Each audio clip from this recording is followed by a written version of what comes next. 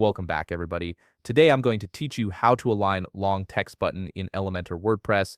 If you're working with buttons that have longer text and they're not aligning the way you want them to, this quick fix will help you get everything looking clean and professional. Let's jump right in. First, you'll need to log into your WordPress admin dashboard.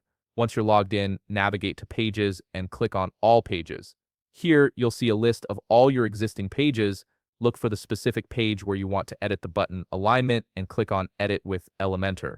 This will open up the Elementor editor where you can make visual changes to your page in real time. Now that you're in the Elementor editor, locate the button widget that contains the long text you want to align. Right-click directly on the button widget, or alternatively, you can click the edit icon that looks like a pencil. This will open up the button's editing options in the left panel, giving you access to all the customization settings for that particular element.